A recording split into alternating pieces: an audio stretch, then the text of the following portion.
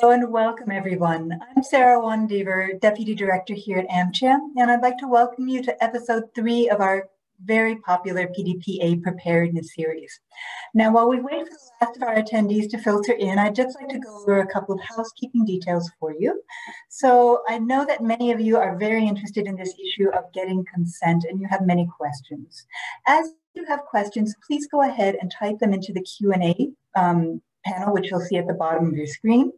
You'll also be able to see other people's questions. And please, if you see a question that is similar to the one you want to ask, please upvote that so that will get our moderator's attention.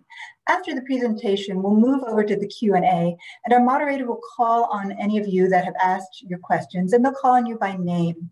We'll ask you to unmute yourself and ask your question directly of the speaker. So we look forward to an engaging presentation and an equally engaging Q&A session following. And without further ado, I'm going to hand you over to our Digital Economy Committee co-chair, Khun, to introduce our speaker. Khun, over to you.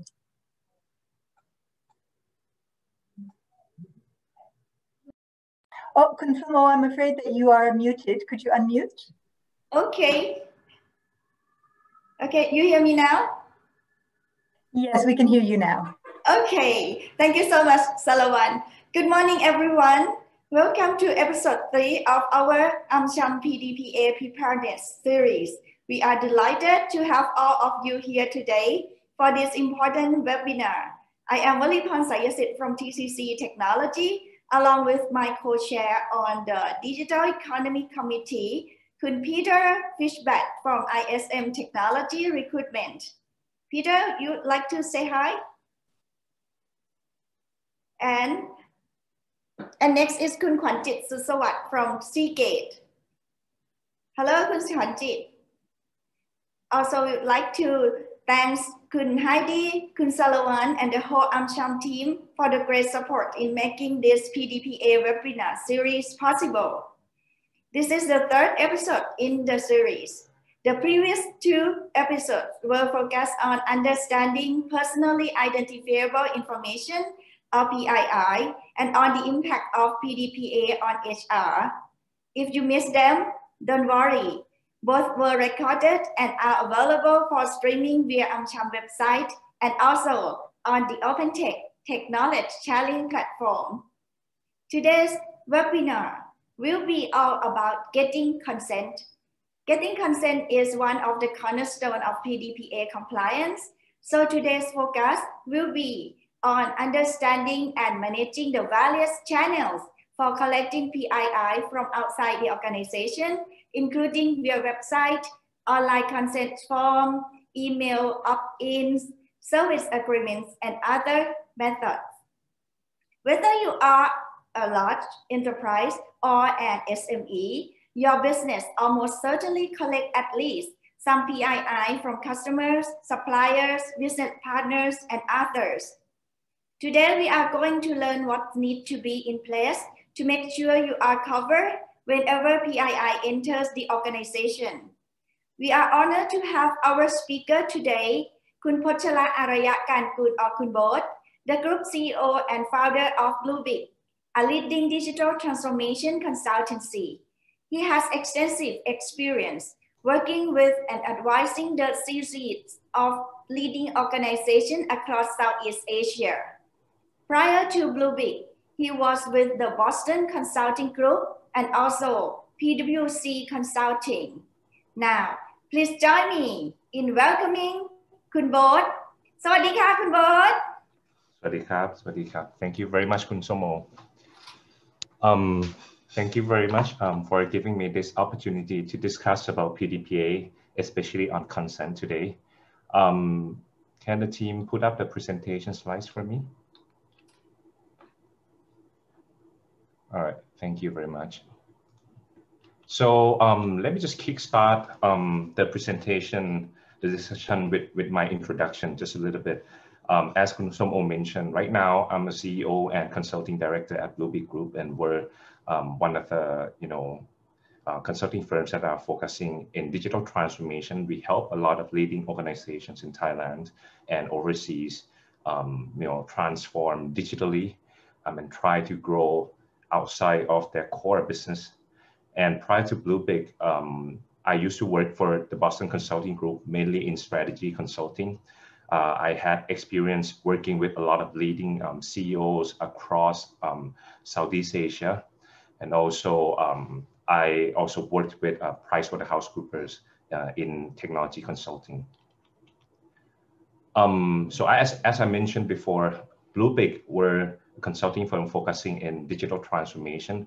Right now, we have over 130 consultants with international experience working with leading organizations in Thailand, especially in finance and insurance, but also in other industries as well.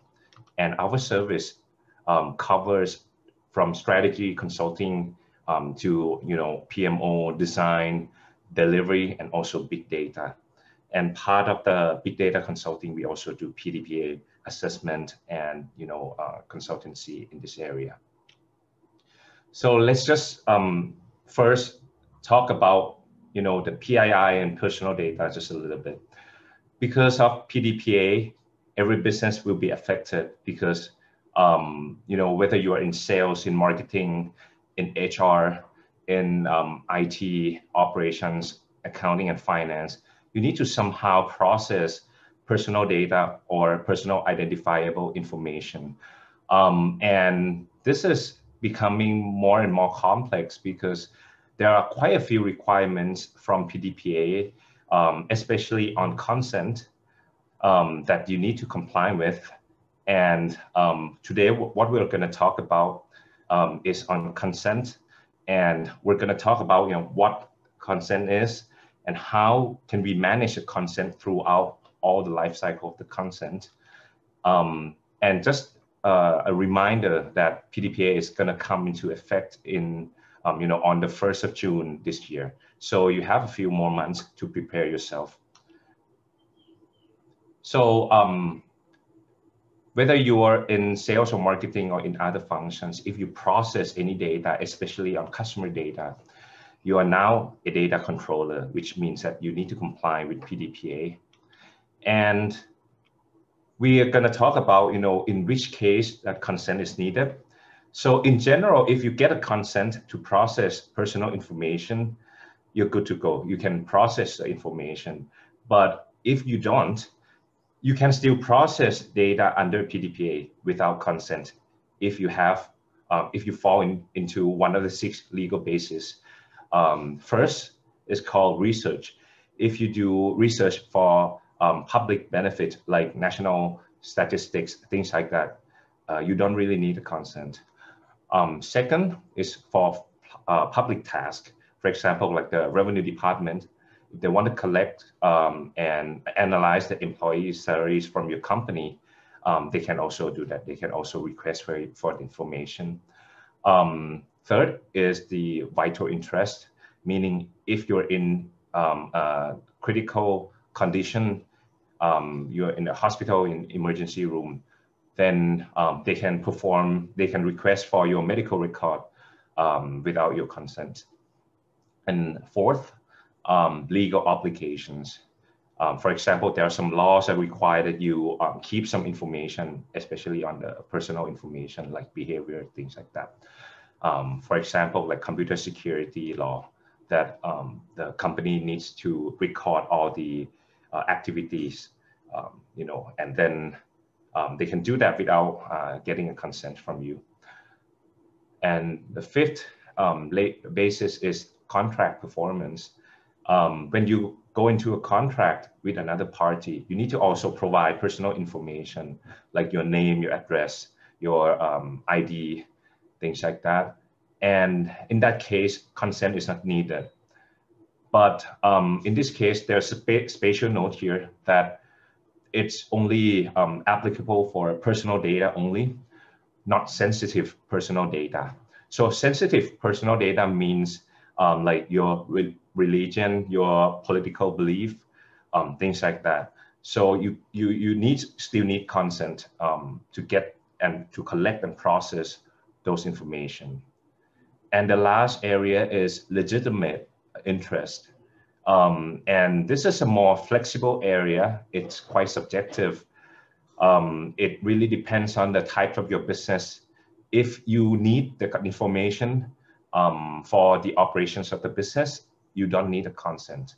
But in order to do that, you need to do some balancing test to decide whether the collection and processing of the data outweigh any risk, any individual's right, any freedom. That is very crucial.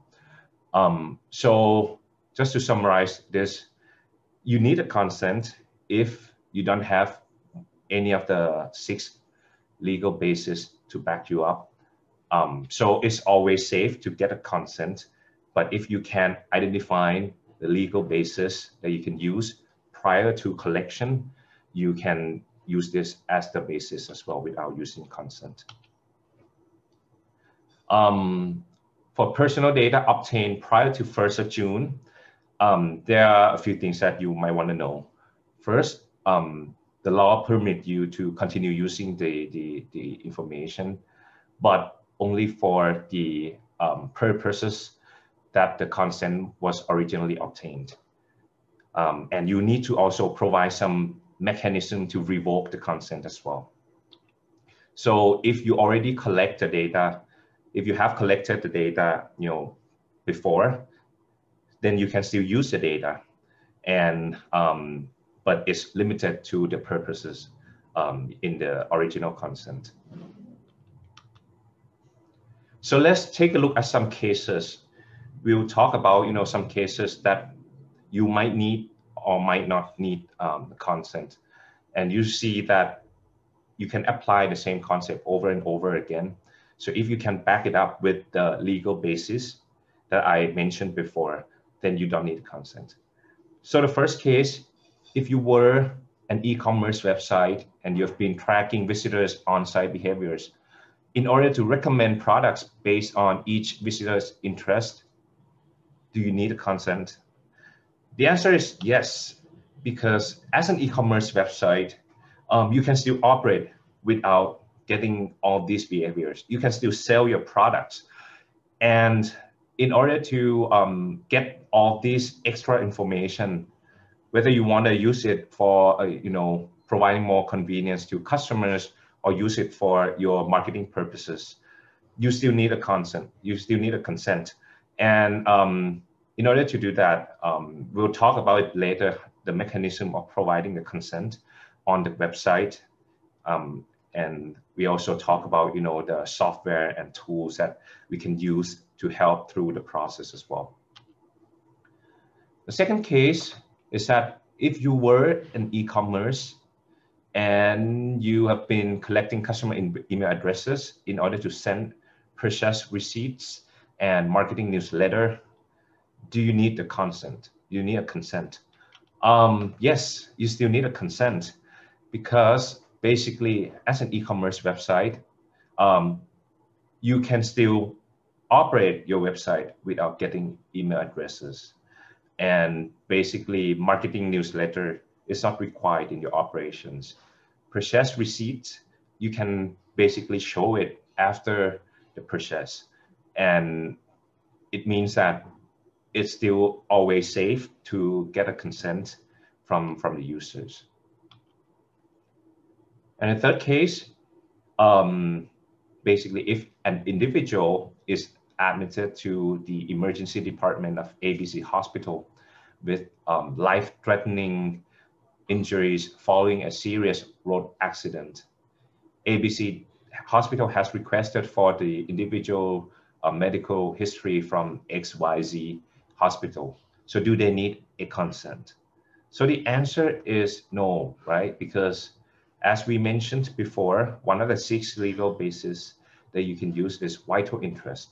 So in this case, the person is in a life-threatening condition, and you need to get some information on the medical record in order to provide the best assistance and the best medical service to the patient. So let me also discuss a little bit on some of the important requirements of the consent. You might already read about it before, but we'll also clarify what it is. But before going through all of this, let me also state very clearly that in this presentation, we're not giving legal advice, but it's just interpretation, from the implementation that we have done before. So, but if you have any questions, you can ask me later on. But if you want to go specific on the legal requirements, you need to consult with a lawyer. So requirements for the consent under PDPA. First, consent must be given freely, meaning that if your service doesn't really require personal information, then you can't force your customers to give a consent in order to use your service. So you need to always ask them to give a consent in that case. And secondly, the consent must be clearly distinguishable from other consents or services provided to the data subject. So you cannot lump all the consents together and ask for, for the customers to just give a consent in one go anymore. So you need to distinguish each consent from others very clearly. And also for the other two requirements, the user must be informed about the purpose, and the request must be clear, non-misleading. So you need to also use the language that is simple and not misleading in order to get a consent. The components of the consent, there are 6 main components. The first one is, who is the data controller? So you need to identify whether who will process, who will collect and process the data. It can be you and your partners, your affiliates. You need to also state why the data must be collected, what data will be collected, how will data be processed and used, how long will the data be retained, and the consequence if the users refuse to give a consent. So let me just walk through some of the examples. So this is from True. I pulled it from the website from truecorp.co.th. And you can see that the first part is, they're talking about who is the data controller. And basically, in this case, is True Internet Corp. It's True Corporation, True Move, True Internet Corporation, True Vision. So there could be multiple parties, and they also provide address and a contact channel as well. And the second important part is what data will be collected. And it could be your profile, your behavior, things like that. So whatever you collect and you intend to process it later, you need to identify it clearly in the consent. Why does the data have to be collected? So the purpose of this, you need to also state it very clearly. And this, if you want to use it later, you need to also comply with what you mentioned before, with what you state in the purpose. And then the next one is, how will the data be processed and used? So this is also another important area where you need to also specify what you, the methodology, the things that you will do with the data, and also how long, the period that you keep the data as well. And if you have any problem, if you have any intention to withdraw, if you refuse, what are the consequences? You also need to provide that information in the policy. So when you get that, you're good to go with the consent. So let's just look at some of the cases and we'll see, the consequence of not giving consent. So let's just say Mary has enrolled in weight management program of XYZ Fitness. XYZ Fitness offers Mary the option to receive a 20% discount under the condition that Mary gives her consent, allowing XYZ Fitness to collect, use, and disclose her photo, name, and testimony for public uses. such as advertising XYZ weight management program. What if Mary doesn't want to give a consent to the collection, the use, and the disclosure of her personal data for public purposes? Can she still apply for this program? Can she still enroll in the program? The answer is that yes, she should still be able to sign up for the weight management program without getting 20% discount. So in this case, you can use a discount as an incentive for the customer to provide a consent, but you cannot use it as a requirement for your service. So you can still ask them for this personal information, but if they refuse to give a consent, you still need to provide a service. So another case, the cost of hot selfie app, an app based in China that provides dreamy filters to photos requested to the consent to access users' GPS location, cell carrier information, Wi-Fi connection data, SIM card information, jailbreak status, and personal identifiers. These information are not required to run the application or related to the application's functions, although users will not be able to use this application unless they agree to provide access to this private information. So is this right? The answer is no. So the consent is not valid because it's not freely given. The service can still be provided without getting all of this information, but you ask the customer to give you a consent, otherwise you wouldn't provide a service. Then this consent is not given freely, and this is deemed invalid. So in terms of implementation, first of all, you need to be aware of all of your customer touch points. Otherwise, you have a risk of obtaining and processing data unlawfully. You need to make sure that the consent cover all these touch points.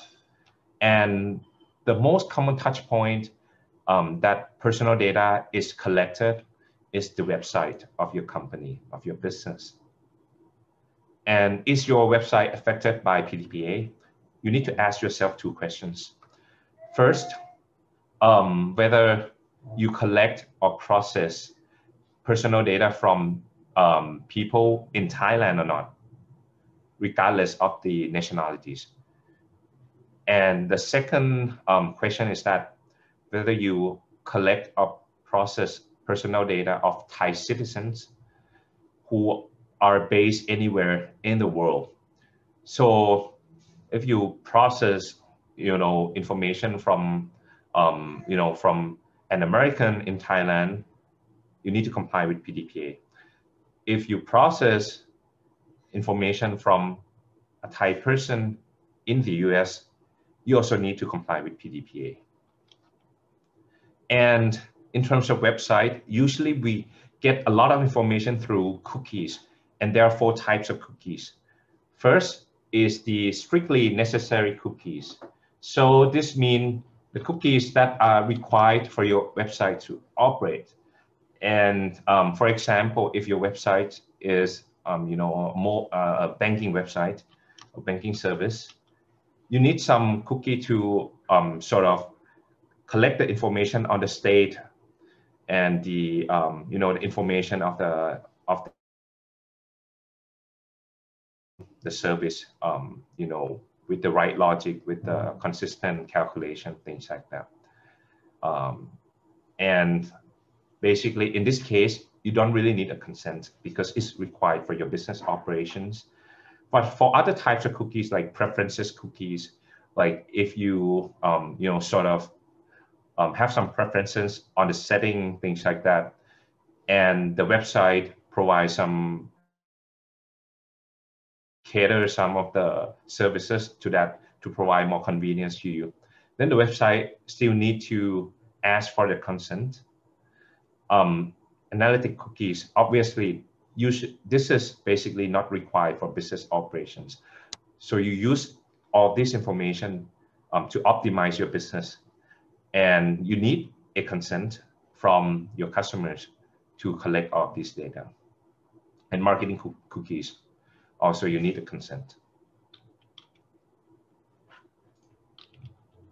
And the way we do consent in the website is usually through a cookie banner.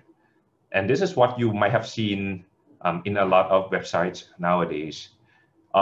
It's basically a consent, and it gives you a choice to choose your preferences. And there's also a policy that contains all the information as well. And it serves two purposes. First is to inform that the customer data will be collected. And second is to request for the consent. And when you choose preferences, the type of data collected, processed, and there can't be any pre-ticked checkboxes, and you need to require clear affirmative action in order to get the lawfully consent. And is just a form. So when you apply for a service, when you sign up for a service, usually there will be, they will ask you for a consent at the bottom of the form. And it applies the same principle. You can have any pre-tick checkbox as well. And you also need to provide terms and conditions and privacy policy. So well, with a lot of different touch points, you have a lot of troubles managing all these consents, because in terms of their life cycle, consent can be issued, can be revoked as well. And one customer can interact with your company through different touch points. So it's quite complex to manage all of these, difference in touch points and, the state of the consent. And you might want to consider a tool, for example, like a centralized repository that securely aggregates data from multiple internal and external systems or touch points, because it's a rapid and efficient way to process requests, especially in the case of erasure, because in PDPA, they also require that you provide the right to be forgotten to all your customers. And you need to also provide the functionality to do that. So there's a tool called a Consent Management Platform, or CMP. And basically, it might be a tool that is useful for you when the PDPA comes into effect. Basically, it applies, the concept. It sort of manages the consent from different touch points in a single repository. And, it can be different types of consent, can be different versions of consent. And also, it can help you manage the consent for other countries' regulations as well. For example, you might need to comply with GDPR as well. And your consent might be a little bit different in Thailand from in Europe. And you need to manage all of these multiple versions. There's a tool to do that, and CMP can help you do that. And the benefits of having it is, first, it helps you store the consented user information, and you can also filter the information, the individuals who haven't agreed to the terms and conditions. You can see the insights of the consent lifecycle as well. You can see especially the customer journey. And it's not only about complying with the law, but nowadays you want to sort of optimize the customer experience, the customer journey as well. And you can see whether your consent is user-friendly, the way you approach customer is user-friendly or not. And you can see it from the statistics provided in the software. And you can ensure that personal data process is always in line with the data subject's preferences, because the data subject, the customers, they can always change their preferences, and you need to provide a mechanism. And also you need to sort of change the way you process the data, the way you collect the data according to their preferences. And there are a lot of tools in the market, and these are some of the tools that you might have heard, some of the more important tools that you might have heard before. And some of the features that might be useful is that, as I mentioned before, you can manage all consents in a single platform. So you can track, you can manage, you can resolve any problems in a timely manner because everything is in a single platform, and you can respond to any incidents as well. And another benefit is that you can notify any third-party processors about the change in the consent, because as we saw in some of the first cases, that sometimes data controllers might not be only your company, but could be your subsidiaries, your affiliates as well. And when there's a change to the consent, then you need to also identify third-party processors as well. And this will help you, still comply with the PDPA at all time. Another thing that I mentioned is that reporting and dashboard will be very useful in real life because you want some analysis. And sometimes if you get very, small proportion of users who give consent, then you need to ask yourself whether the way you ask for the consent is user-friendly or not. And you might want to optimize your customer journey, your UI UX, to make sure that you can still get the consent, you get the information that you need in order to, to analyze for insights, to optimize for your business. And also you need to also sort of see whether, the consent is basically, there's any problem with it as well. Because sometimes we have seen that in some of the past cases, some website, the consent module is down. So a lot of people cannot really give a consent, and the dropout rate is high during some period. So you can help, you can use the tool to analyze for the root cause as well and help you fix the problem at the root cause. And another important function that is very useful that I have seen many customers of mine use it, and it gives you a lot of insights as well, is A/B testing. As you can see in the pictures in the slide, that there could be many types of consent. It could be footer banner, it could be header banner, could be a pop-up, could be anything. And this is basically providing you different user experience. And you might want to test it out because you don't really know which one works best.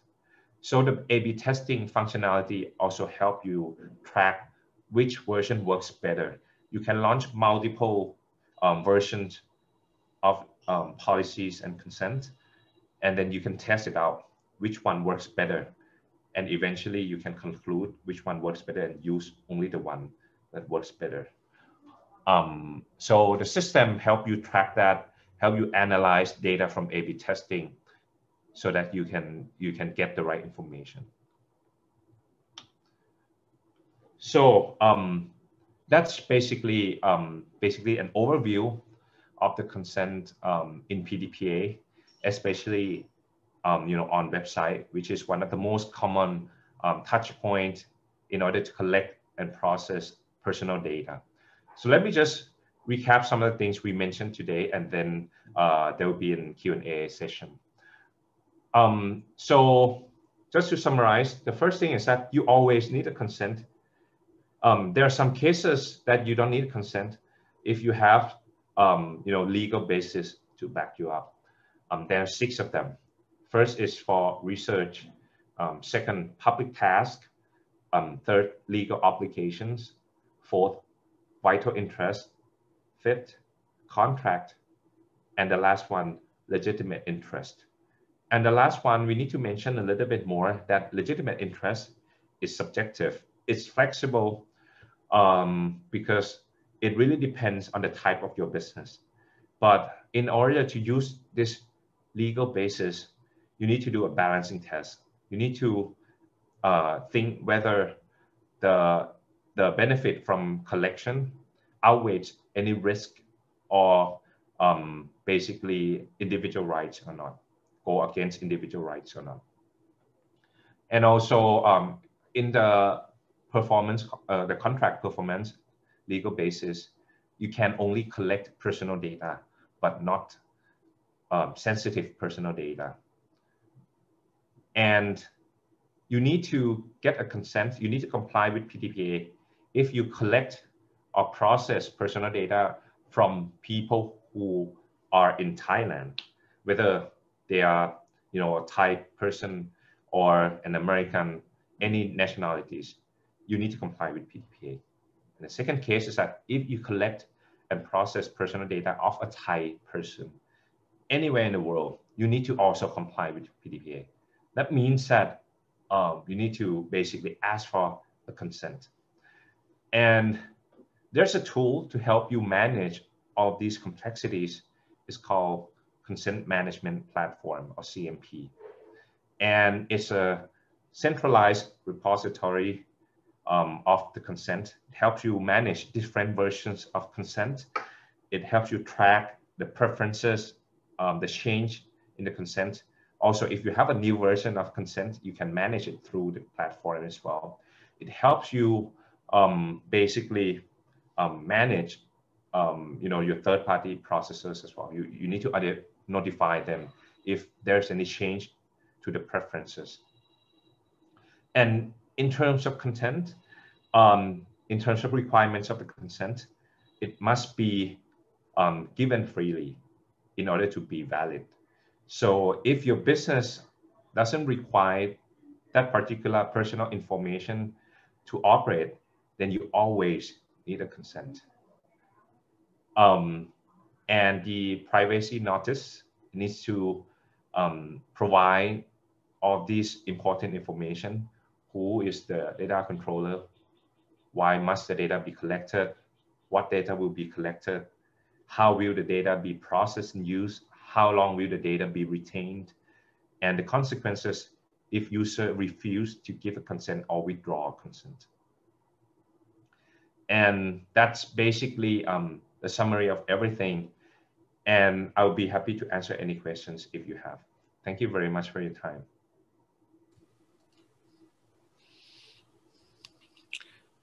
Thanks very much, Khun. That was that was great. I mean, it's just you know, my mind is blown by all the things I'm going to have to think about for my own business, and I'm sure that many people feel the same. A couple of things that people have posted, and also maybe just to broaden the scope of those questions a bit. You know, you talked about the concept of legitimate interest. And of course, it is somewhat vague because every business will have different legitimate interests. What, you know, I know this is early days yet, but have you seen any guidelines or any kind of case studies? You know, actually, you know what, let me let Doug ask. Doug Mansell, I think, posted this. Doug, can you unmute yourself easily and ask the question? Or TK, can you unmute Doug and let him ask the question?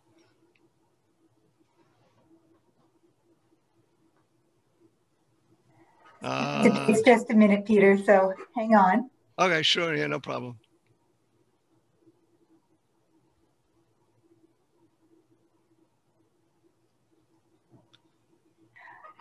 Okay, well.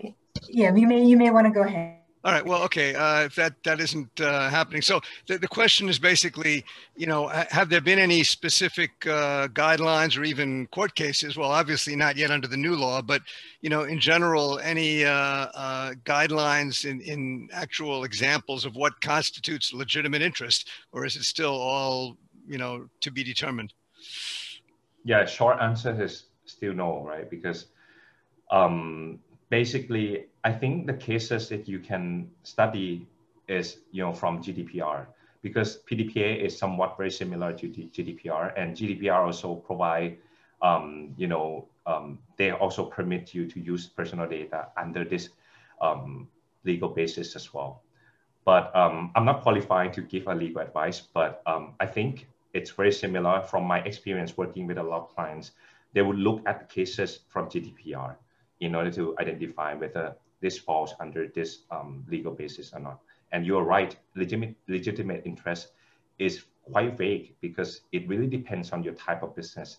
The general guideline is that if you need the personal data to perform the business operations, for example, as I mentioned in internet banking, where you need some data from the website, right? You need to collect the state of the, the step, right? So if you want to transfer the money, you need to sort of give the website the account numbers, things like that. And basically the cookie needs to sort of remember the state that you already given the account number, things like that, in order to perform the business operations. So in that case, you don't need a consent. But in cases where it falls under like marketing activities, usually you require to ask for a consent. But yeah, as I mentioned, so you can look at the cases from GDPR as well. Just to expand on that a bit, if the original consent was given, as you mentioned, you don't have to get consent again as long as, the original consent guidelines are still valid. But then what happens when you want to expand that? For example, you might have gotten consent to collect, under just, your initial, cookie policy or something before this law. And then now you want the consent to disclose.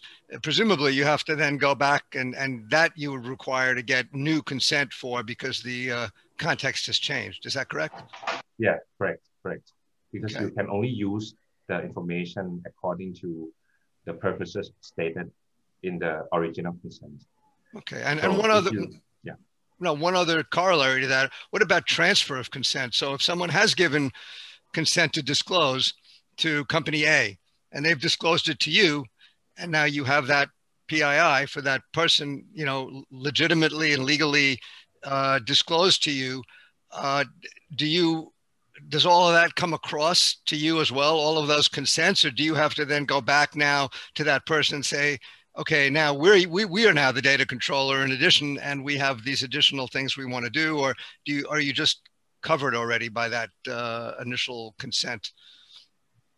Can you repeat your question again? Well, okay, company A gets consent to, take you, Khun Bot's personal information and disclose it. And you've freely given your consent to disclose it to me. Okay, I now have your personally identifiable information. Am I covered, or do I need to go back to you?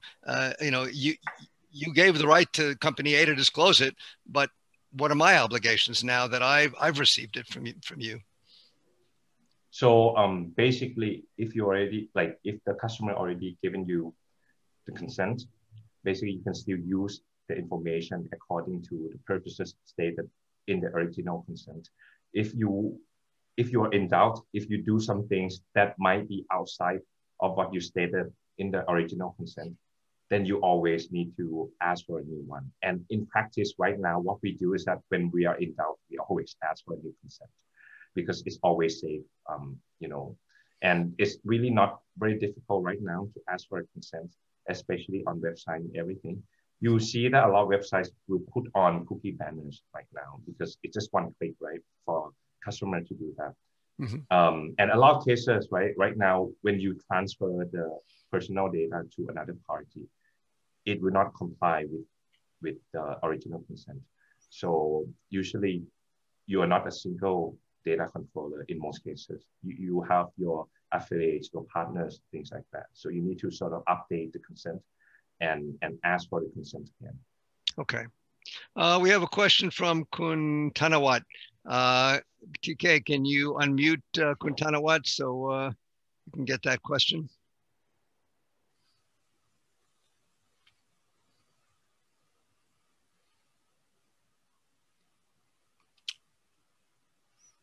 Khun Tanawat, can you hear us? Yeah. Hello. Hi. Okay, great. Go ahead. Thank you. So actually, my question is because actually currently we have the loyalty program, right? And normally when our user come to our programs, they have to provide us the consent first, and after that, after they collect the points, earn the point, and do some of the things happen.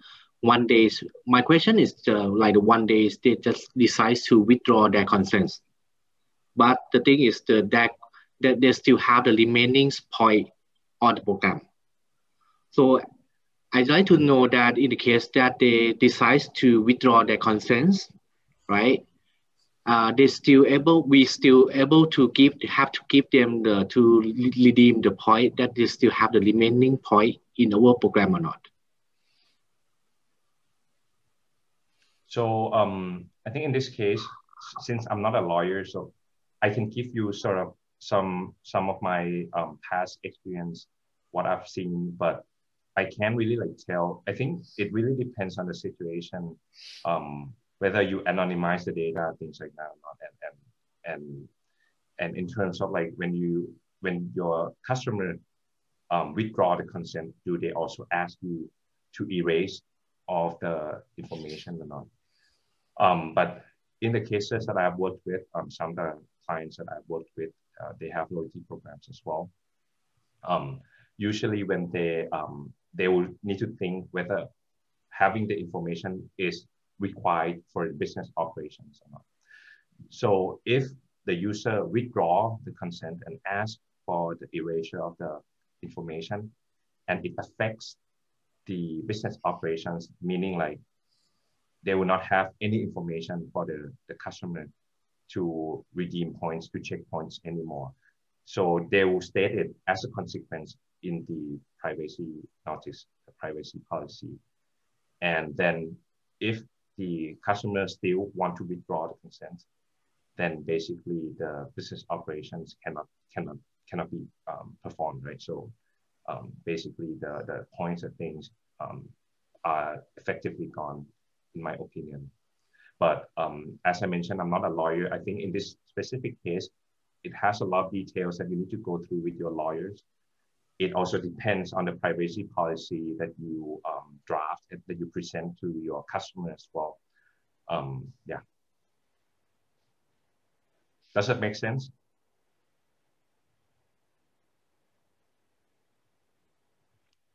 Okay, I think we lost Quintana there, but yeah, that was, yeah, that it seems like the short answer is you still need to talk to a lawyer about it, but yeah, it does give us some idea as to you know, that there is a path to make it work.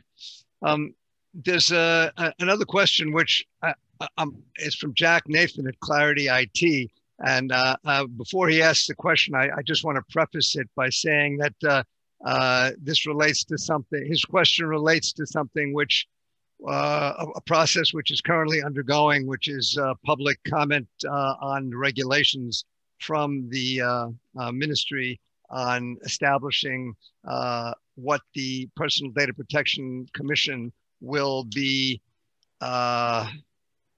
entitled to do, or how they will do it, and that it relates to what, you know, will be a valid, you know, acceptable compliance process. So Jack, if you can unmute, if we can unmute you, you can ask that question in more detail. And I think several people have signed on to that same question. Yes, we covered the legal part. There is also the technical part. You know, when we go to website, we not always read all the fine prints and small policies to see whether the company we are dealing with are compliant. It would be easier if we have some kind of authority or an organization that can audit the company and then present whether this website or this company are compliant with all the PDPA regulations. My question is, are there any organizations in Thailand that already offer this service? Yeah, so there are quite a few actually. There are actually two types of companies that provide this type of service. One is law firm. They will go through the content of your consent. They will help you identify legal basis for collecting using information, just to make sure that you know the guideline, the principles. And there's another type of company that provides a service on you know, technology assessment, things like that, like going through your website, going through your system, and sort of provide a gap analysis on that, but based on the gaps that already provided by the lawyer. So there are two sides of the, you know, the services that need to come together. Okay, thank you. Let me just add to that, that one of the suggestions that was made in the public comment period, which just happened last month to the ministry, was that it should be permissible. This was just a suggestion from, interested parties, that it should be permissible for industry organizations to come up with templates or guidelines that would be, that would tick all the boxes, so to speak, and that a company could then use in that industry to get consent and feel comfortable that they were being compliant. Now, this is just a suggestion, but if the ministry decides to adopt that as part of their draft regulations, that would be very helpful in that regard. So, for example, if the Thai Bankers Association has a template that they have said is compliant with everything in the law, and then you're in that industry, you'd be able to use that format or that template to get consent and be comfortable. So this is still an in progress kind of thing, but there is definitely a lot of interest in this topic as to making sure you're compliant and having some kind of template or guideline that you can comfortably follow. Okay, we have another question from, let's see, we have it from Peggy Kreveling. And I think also, well, it a little bit relates to a question from Matt Stevens. Let's go with Peggy first and see if she can pose that for us. Yes, hi, can you hear me? Yes. Hi, yeah, I'm wondering about when there's a conflict between the PDPA and maybe other regulatory bodies. For example, if consent has been freely given and then later removed, but another regulatory body says that you're required to actually keep data for a certain period of time, which one would take precedent? So I think in this case, I'm actually not sure, to be honest.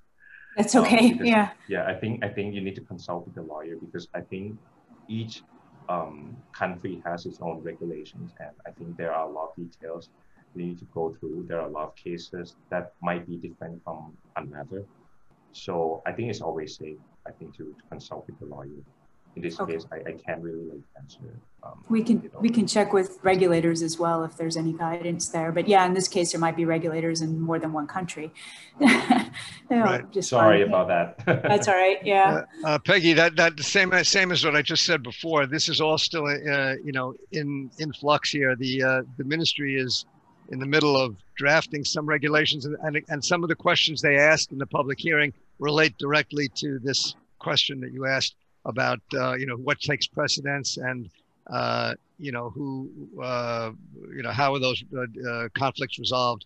So, watch this space, basically, is the answer. And there is some effort underway. If you want to participate in those discussions and maybe even get, some input in, feel free to contact me and or anyone else on the committee, as well as the Government Affairs Council, because we're trying to submit, we already AMCHAM did make a submission, but we're going to do more, I think, to the ministry on exactly these kind of questions, because they're critical to, many industries, many businesses. Makes sense. Okay, Matt Stevens, we have a question from you, which I actually was going to ask almost the same question, so I'll let you ask it, Matt, if TK can unmute you. Hi, thank you, Peter. So I just have a quick question. Like, for a lot of businesses, like Thailand is still a place that, to be compliant with a lot of the tax laws and immigration laws here, you still have to provide a lot of paperwork. So like for a lot of businesses that have to collect personal information, like from an analog method, like getting direct documents from their clients, and they scan and store that documentation in some type of cloud-based storage system, do they need to get consent for that? Or is that something irrespective of the PDPA? Well, for physical documents, you still need a consent to collect and process the data. Yeah, it doesn't really like, it's not limited to electronic form of data. It covers basically every type of personal data, whether it's in paper or in electronic form. Okay. I would to add to that. I was going to ask you, about when there is another channel for getting PII, such as a manual channel. You know, you have a piece of paper, a contract that says something, or as Matt said, you know, somebody has uploaded their information to Dropbox and given you a certain limited consent in that context. You know, how do these consent management platforms and programs, how do they deal with that? I mean, do you then manually I mean, it's not through a website, so there's no plug-in opportunity. Do you then manually enter in, you know, your historical, you know, paper-based consent stuff? I mean, do any of them deal with that? Yes, correct. So most of the tools actually support the feature of adding sort of manual type of consent. And you can do that. You can always manage different types, different versions of consent. And just to be very clear, like usually a lot of businesses have different versions of consent. For example, different types of customers might give you different types of consent as well. And one customer might give you multiple consents as well. And it could be in paper form, it could be in other stuff. So in order to make the platform work, you know, fully, then you also need to sort of manually input some of the consent into the system as well. And you can, you know, right now you have a centralized platform that you can see the content of each consent, you know, in a single platform. You can manage it more easily. Okay.